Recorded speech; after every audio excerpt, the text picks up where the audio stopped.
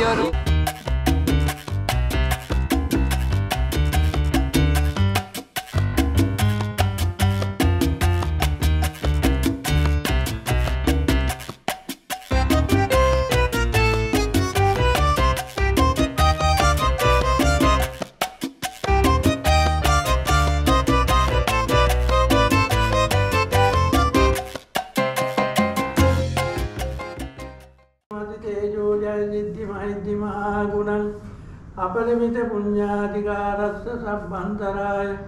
Yeni videodan herkese selam arkadaşlar.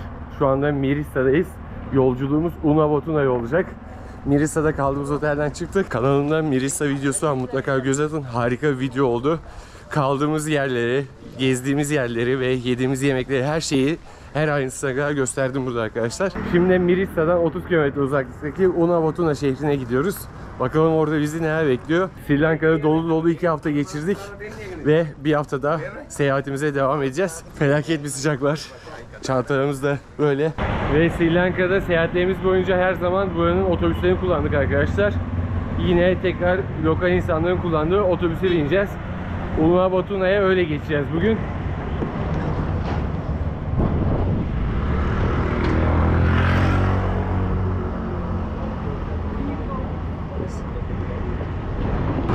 Şu anda bulunduğumuz yer Mirissa'nın ana caddesi. Sol tarafta sahil, sağ tarafta da oteller var. Sol tarafta da oteller var ama biraz yüksek fiyatlı tabi.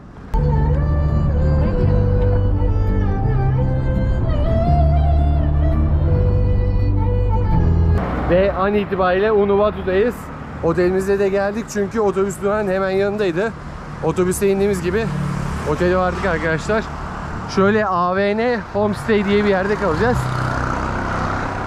2 kişi gecelik $10 civarı bu otelin fiyatı. Kaldığımız otel Unavottu'nun tam girişine kalıyor. Arkasında da, bu binanın arkasında Unavottu plajı var. Bakalım bizi burada neler bekliyor. Şimdi otele gireceğiz. And do you want passport? No. Okay, good. I pay money? Yes. Okay, of course, yes. Odamız da böyle. Hemen otele girdiğimiz gibi zaten odaya da girmiş bulunduk. I'm coming just a 2 minutes, okay? Evet, burada bir çalışma masası var. Banyomuz var, yatağımız var. Banyomuz da büyük, idare eder. 2 gece bu oteldeyiz.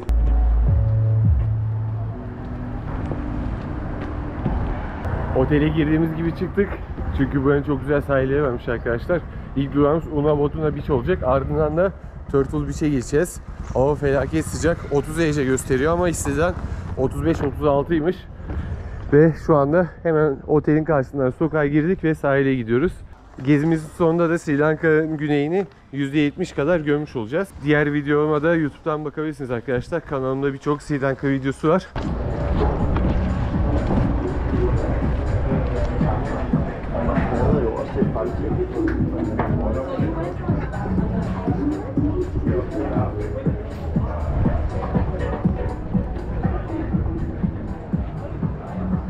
Ve sahile çıktık bile.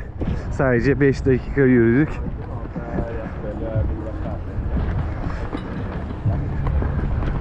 Buranın kumsalı bayağı genişmiş. Mirissa'dan sonra böyle geniş kumsal görmek iyi oldu.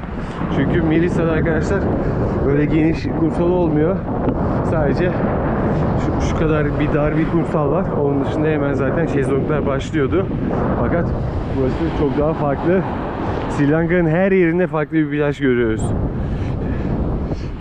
Hello, hi, Ivan. Ivan, it's 300 from here. Maybe. Free? Yes. We can drink something, yeah? Yeah, sure. Of course. You're from? Türkiye. And you? Sri Lanka maybe? Indian. Indian, oh good, okay. Buradaki şezlonglar tamamen ücretsiz. Sadece içecek alıyorsunuz arkadaşlar. Black one is shadow if you like. Here. Maybe here, maybe here better. Here, okay. Can we sit here? Yeah, sure, yeah. Thank you. You're welcome. Also can you give me menu? Please? Yeah. Thank you. Yeah. Menü aldık burada. Yiyecek içecek karşılığı şuradaki şezlongda ücretsiz kullanacağız. Menüye bakıyoruz. Fiyatlar da neredeyse Mirissa ile aynı. Çok bir farkı yok. İçecek olarak örnek gösterecek olursak içeceklerden. Mesela kahvaltı diyor. Bu kahvaltı English breakfast 2000 rupiydi. Şimdi burada 2300 rupi. Parti varmış akşam. Beach party he? O free enter. Dün Mirissa'da bir yere gittik, parti var dediler. Orada 2500 rupi giriş ücreti istediler bizden. Felaket de yağmur başlamıştı.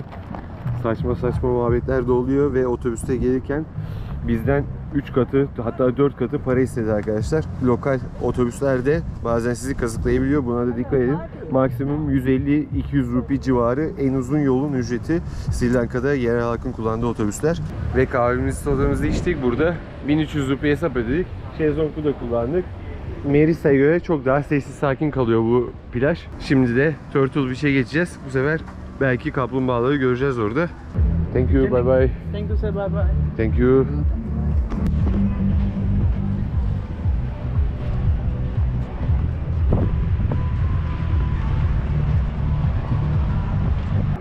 Turkey, yes, it was changed. Istanbul or Istanbul. Istanbul. I live in Antalya. Eh? Antalya, do you know? Yeah. This one. This one, good Yeah, yeah. class. Okay. And you, where are you from? I'm from Moon. Moon. Yeah, beautiful country. Of the small island. Yeah, Moon. my parents are original there, Good. but I came here up when I was 13. Now I'm already here. Good. Yeah, enjoy the life. Huh? Enjoy, thank you. You too. Enjoy the You Sri too. Lanka. Enjoy. No? Yes. You changed the name, no? Before Turkey. Yes. Turkey, you changed the name. Yes. Turkey. Yes.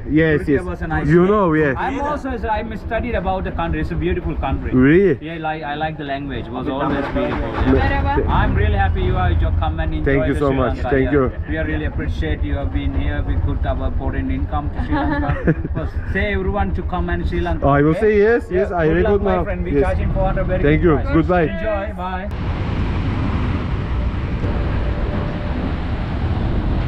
Evet, Turtle Beach'te felaket dalga gözüküyor. Rüzgarlı gözüküyor. Bakalım ne yapacağız burada? Hiç bilmiyorum. Turtle ama kaplumbağasız beach.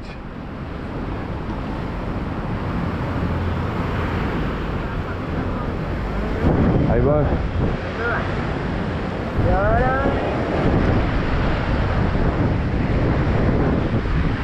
Biraz daha kalabalıkmış burası diğer sahile göre. Let's go this side. Let's check. Yes, we Evet. should find place with dark. Okay.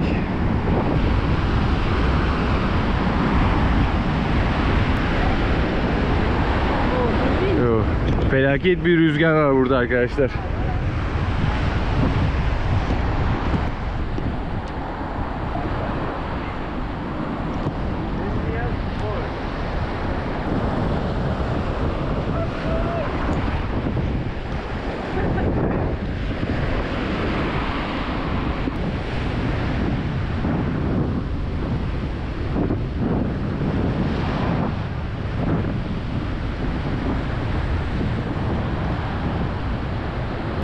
Bir tane kafe var. Başka da işletme yok gibi. Yanında bir tane kafe var. Onun dışında başka bir şey yok burada. Küçük bir sahil. Yaklaşık 200 metre. Ama biraz daha kalabalık gözüküyor çünkü küçük burası arkadaşlar. Evet, şurada hatta bir kaplumbağa var. 2 tane. Vera kamp gel gel.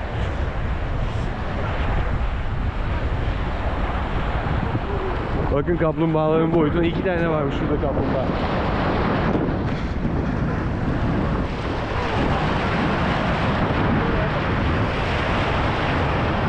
Ve böyle seyyar satıcılar var arkadaşlar. Hatta elinde poşetle gezen satıcılar var. Burada kaplumbağalara yosun satıyor. 300 rupi istiyor yosuna. Biz de alacağız 500 dedi ama 300 anlaştık. 1 dolar arkadaşlar. 5,000 rupees, 5,000 rupees, 500 500 diye bağırıyor ama yalan. 300'e de bırakıyor. Do you have change? I have. Şöyle yosun verdi ya. 1 doları.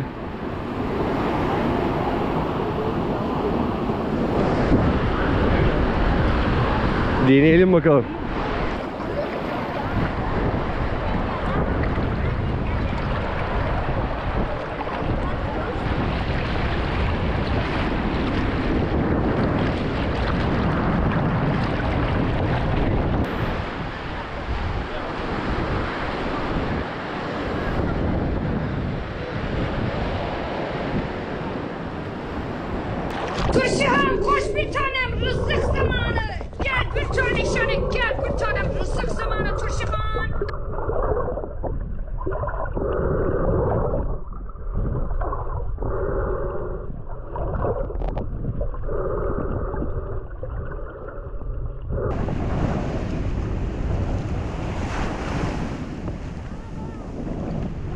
What is it animal name? Porto? Turkish name? Caretta. Caretta. Caretta? Caretta kaplumbağa. Caretta capumba. Yes. How is it? Good, güzel. But I tired to say people don't touch. Because every stupid people touch this, huh? Really, very good. Yes.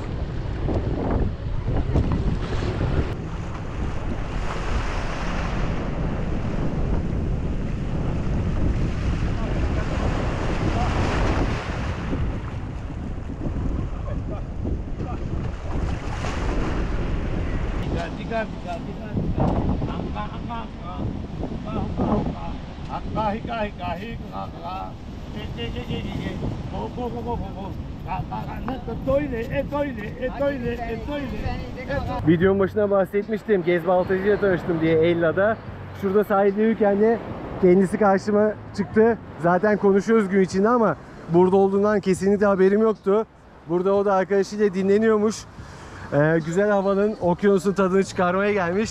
Hello. Mükemmel bir arkadaşı var, Melisa isminde. Evet. Kendisiyle zaten Ella'da tanışmıştık. Evet. Sonra burada da tekrar görmek kısmet oldu. Evet. İyi tatiller dilerim efendim. Şimdi şöyle zaten biz Melisa ile Ella'da tanıştık. Şu an Mirissa'dayız. Siz bu videoyu izlediğinizde zaten ben Melisa ile olan hikayemi çoktan size paylaşmış olacağım. Kısmet elbette ama siz ikiniz zaten bizim tanışmamızda mükemmel bir rol, başrolsünüz. Ne mutlu bize. Ve şunu net bir şekilde söylemem gerekirse insanların mesela mutlu olma sebebini tamamen buna bağlıyorum. Şimdi mesela siz bizim tanışmamıza vesile oldunuz.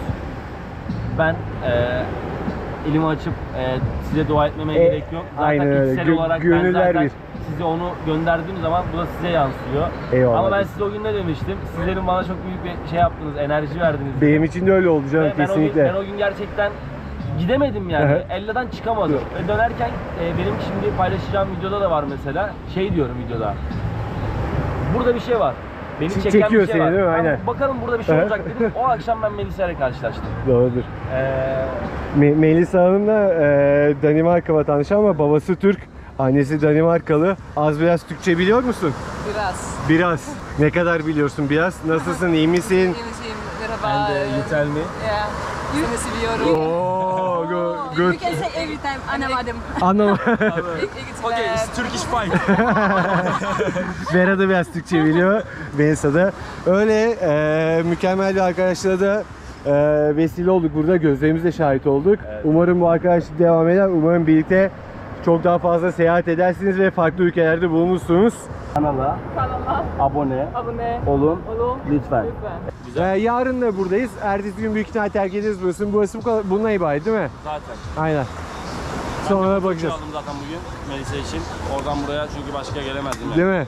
Görüşürüz. Çok teşekkür ederim. Her şey için. Ben teşekkür ederim. Cansın. Dikkat et kendine. Görüşürüz. Görüşürüz.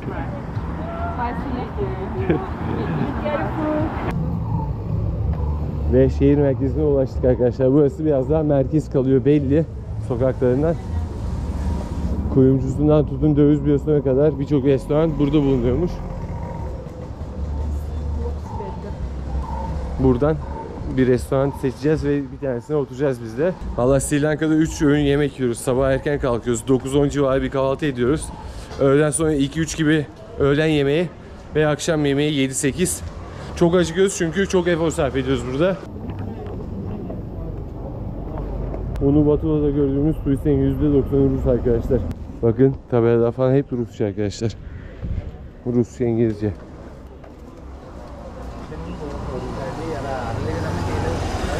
Yani adamlar kendi dillerinden çok burada Rusça kullanmışlar.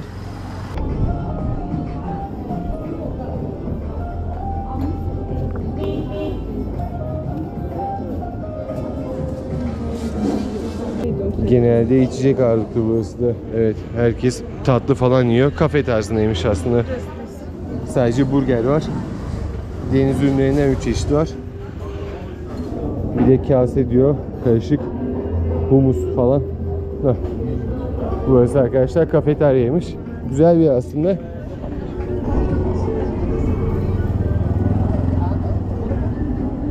Bu arada Sri Lanka'da 7 tane gömlek aldım arkadaşlar. 50 dolara hesap yaptık dün akşam Vera ile. 50 dolara 7 tane gömlek aldım bu tarz. Ama tabii bu mağazalarda biraz fiyatlar yüksek oluyor. 6450 diyor bu gömleğe. Ben 2000 rupiye almıştım. Too expensive. Çok pahalı. Let's go. No need check. Fiyatlara da bakacak olursak, look uğraşın beni. Fiyatlara da bakacak olursak burada makarnanın fiyatı 200 rupi, yaklaşık kaç dolar? 6 dolar, 6,5 dolar civarı makarna. Kahvenin fiyatı 2 dolar.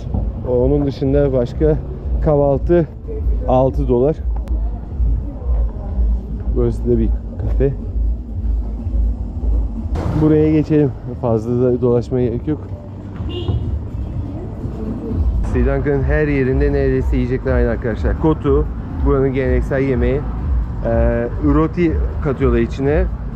Parça parça roti kesip çeşitleri var. Yumurtalı, balıklı, tavuklusu.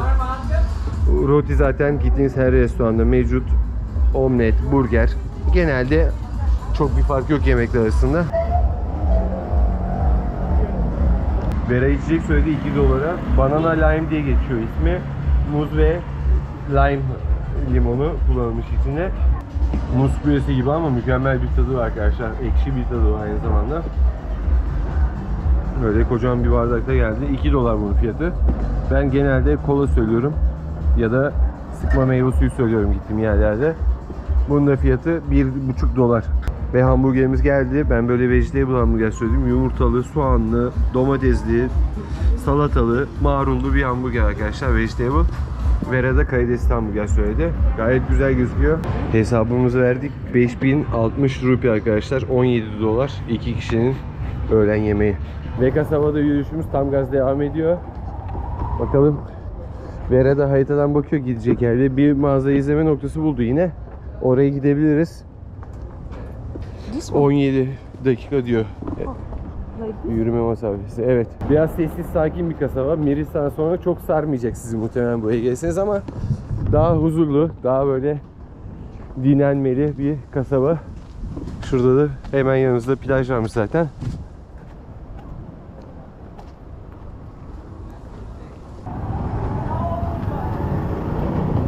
Neredeyse her restoranın önünde bir şeyler yakıyorlar arkadaşlar. Bakın burada yine yakmışlar. Mangal yakmışlar. Hayvan.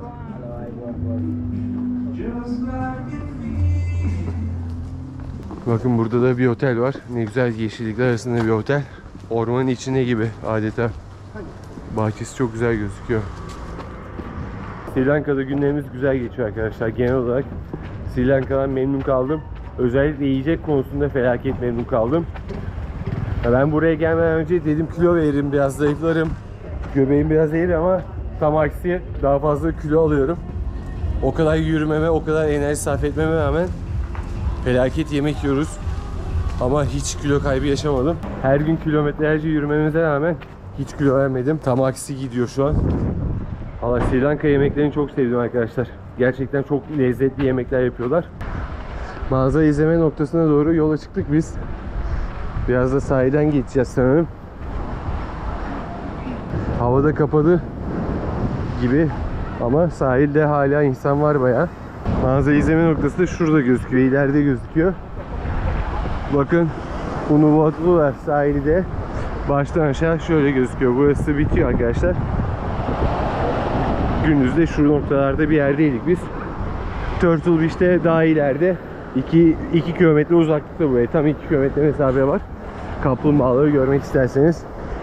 Şu çaydanlık tarzındaki şeyleri de ateş çıkartıyorlar arkadaşlar. Yakıyorlar bunu. Ucundan alev çıkıyor. Öyle ışıklandırma yapıyor. Yani çocuklar okul gezisi gibi bir şey yapıyor herhalde burada. Bir dünya çocuk var. Abi ben bu Sri Lanka çocukların okul gezilerine anlam veremedim. Kimisi şelaleyi geziyordu, kimisi tapınağı geziyordu böyle. Genç çocuklar, bu yaşlarda küçük çocuklar öğretmenleriyle beraber böyle yerlere de gelebiliyor. Çok enteresan gelmişti bana. Burası da bir tapınakmış.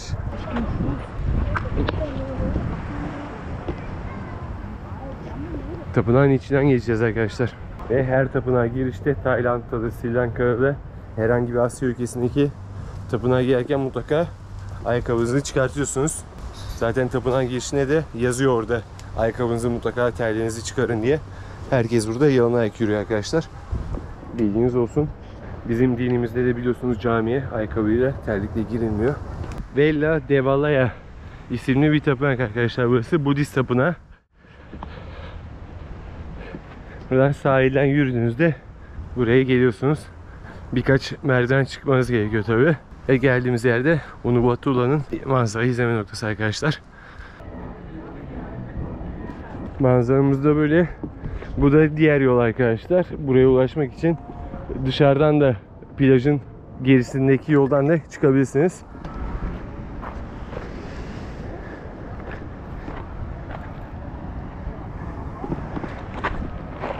Burada kayalıklarda oturup gün batımını da görebileceğiz. Ama yine hava şansımıza kapalı ve bulutlu.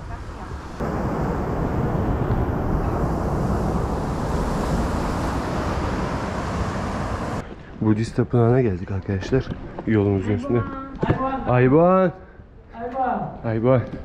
Okay, come here, sit there. Okay. I'm blessing you. Thank you. We sit, okay? Okay, okay. Ayban. मैं आपको होता है पहले ये ना नरका पास में के जो है मेरे यहाँ पे बैठी की है वहाँ बैठी है जहाँ बैठी ऐसा काम है तो ये बच्चे मेरे संग लगा मेरे नर बंदने वाला ना वो हाँ from your Russia Türkiye. Türkiye. Turkey Yes. Turkey I know that country Really? yeah 2014 I went there Wow. Which city you did? yeah I visit only Sit. no see only Ha, see. yeah I stay Germany Germany. yeah okay let me your right hand Right? yeah please take seat here seat here एक वो नहीं है no oh no Adam speak. Adam speak You go to the top. Siddhi Mati Tejo Jaya Siddhi Mahidhi Mahagunam Aparimita Punyadhikarasya Sabbhantaraya Nivarana Samattasya Bhagavato Arato Samma Sambuddhasya Dukkha Roga Bhaya Vera Soga Sabbe Upadhava Aneka Antaraya Pi Vinasantuja Tejasa Jaya Siddhi Dhanam Lavo Roti Bhagyam Dukam Balam Siri Ayu Chavanno Cha Bhuga Buddhi Cha Sava Satavasa Cha Ayu Cha Jiva Siddhi Bhavantu Te I blessing you good life, good health, good future and long life 100 years. Enough you 100. 120? 120 na? Maybe 100. මම මේ නූල් කෑලි තියලා යවන්නේ. නූල් කෑලි කපලා යවන්නේ. දැන් මේගොල්ලන්ගේ කපනවා. ඒගොල්ලෝ කැමතිද දන්නේ නැහැ. මට ඕක ඉතින් අත්‍යවශ්‍යත් නැහැ. ඒක නිකන් වාගේ වගේ ලීලා. Good life, no problem. Okay? Thank you. Siddhi Siddhi Mati Tejo Jaya Siddhi Mahidhi Mahagunam Aparimita Punyadhikarasya Sabbhantaraya Nivarana Samattasya Bhagavato Arahato Samma Sambuddhasya Dukkha Roga Bhaya Vera Soga Sabbe Upadhava Aneka Antaraya Pi come here Aneka Antaraya Pi Vinasantu Cha Tejasa Jaya Siddhi Dhanam Lavo Roti Bhagyam Sukam Balam Siri Ayu Cha Vando jaya bhogam buddhi jaya sava sadavata jaya ayuja jiva siddhi bhavantu te. Good life, good health, good future, and long life, 100 years.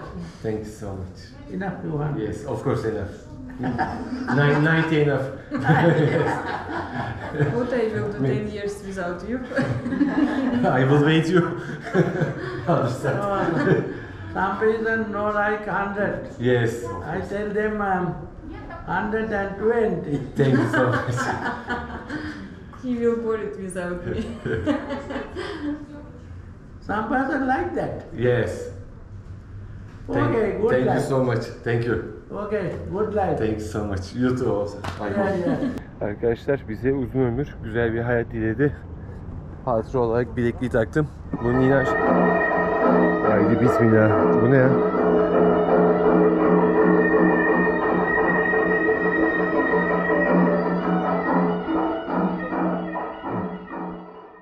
Hatıra olarak bilekliği taktım arkadaşlar. Kendisi bize güzel bir hayat diledi, uzun bir ömür diledi. Ve bağış da topluyorlar aynı zamanda. Tapınaklar için, burada yaşayan rahipler için. Ben de $1,5, $2 civarı bir bağışta bulundum. Allah bağışımızı...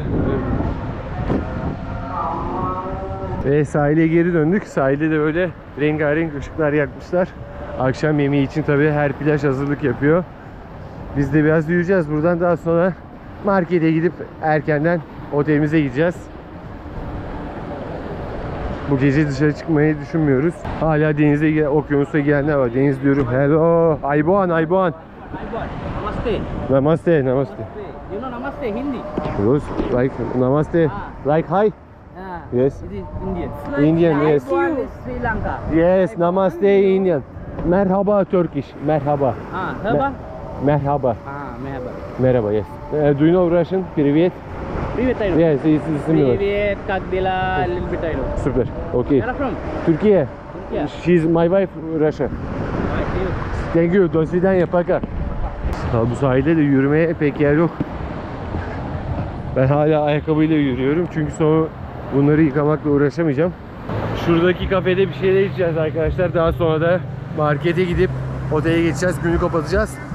Çünkü bakın burada hayat çok öyle hareketli değil, çok canlı değil. Fakat yine de güzel bir yer. Tabii Mirissa'dan sonra biraz daha sakin geldi. Buraya bize yer ayarladı arkadaşlar. Burada oturacağız. Hello.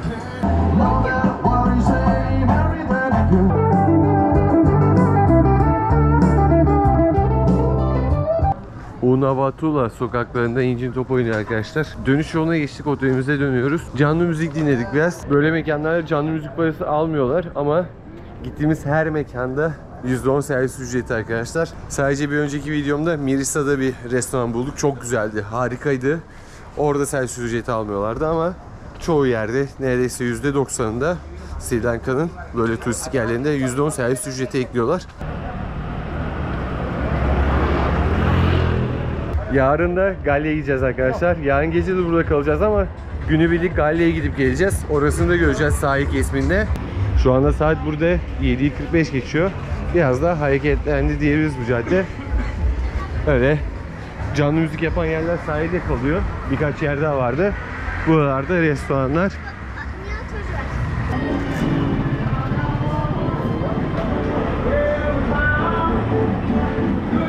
Ve kanalıma girdiğinizde arkadaşlar Ambulavava'yı göreceksiniz, Sigiri'yi göreceksiniz, Ella, bu şelaleyi göreceksiniz.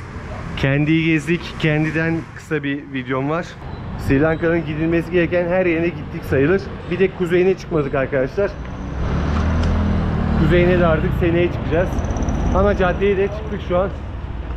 Thank you, thank you.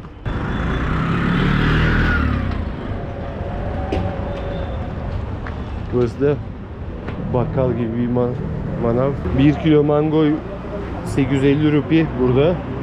850 rupi de $2,5 civarı yapıyor arkadaşlar. Hatta $2,7 da diyebilirim. Ortalama fiyat söylüyorum. $3 900 rupi yapıyor. Atıştırmalık bir şeyler alacağız. Otele geçeceğiz.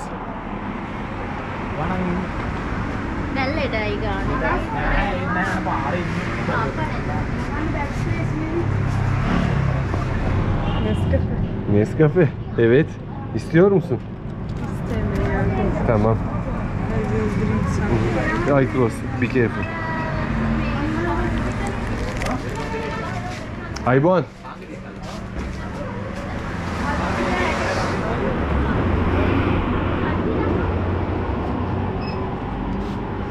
Bakın kurutulmuş balık da satıyorlar arkadaşlar markette.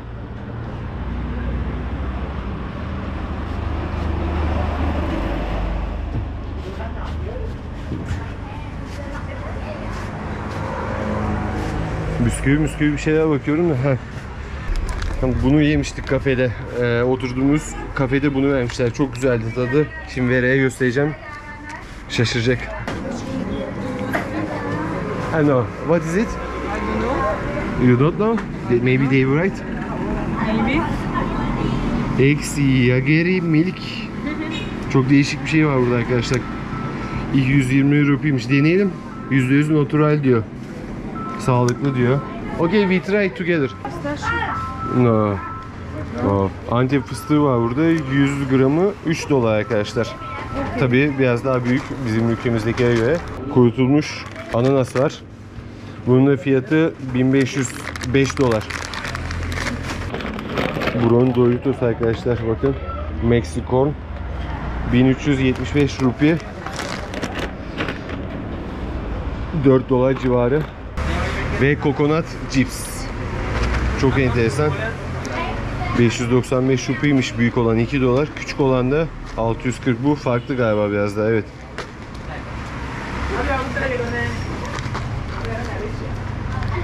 Yani Hindistan cevizini soyup kurutmuşlar arkadaşlar. Cips gibi satıyorlar. Bu da 2 dolar civarı. Hindistan cevizi tozu. Bizim ülkemizdeki gibi Hindistan cevizi şu pastalarda kullanılan. Hindistan cevizine ait her şey var burada. Hindistan cevizi yağı var. Onun da fiyatı 10 dolar arkadaşlar. Şöyle 1 litreye yakın. 750 milim. Küçük yağ var. Hindistan cevizi yağı yine. Şöyle yeşil zeytin var. Yeşil zeytin fiyatı da 5 dolar tam. 1450 rupi. 5 dolara çok yakın. Vera neredesin? What do you want to eat? I don't know. Do you know this? With I know. chili powder. Acılı. I think, Bunu Tayland'da çok denemiştim. I think it's Spice? Yes. you want something? Yes, I buy this. 5 dolara şöyle bir poşetimizi doldurduk. Muz istiyor musun? Muz? Hı hı. Hı hı. Ananas var burada. Kilosu da 500 rupiymiş. Otelimize soracağım bıçak var mı diye. Bıçak bulursak da evde keseriz artık. Otelde keseriz. Excuse me, can you look how much? Ha, sorry.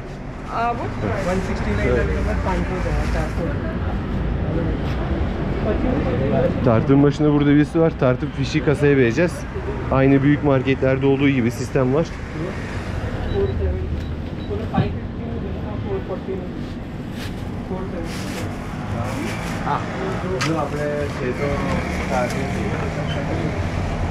Bir kilo biraz geçti.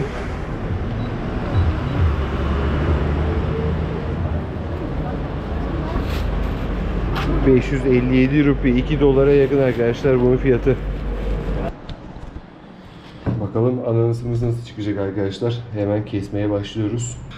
Ben bu kesme stilini Filipinler'de öğrenmiştim. Onların tabi özel bıçağı var, böyle hemen kesiyorlar ama ben de normal bıçakla bunu yapıyorum. Biraz zaman alıyor ama en çok meyveyi böyle alabiliyorsunuz arkadaşlar. Öbür türlü jiletleyince etrafını çok soyuluyor.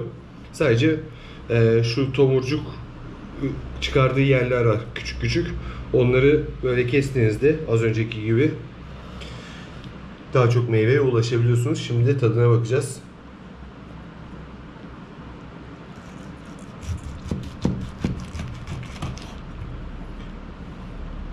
Ayrıca ortası da yenmiyor biliyorsunuz bunun.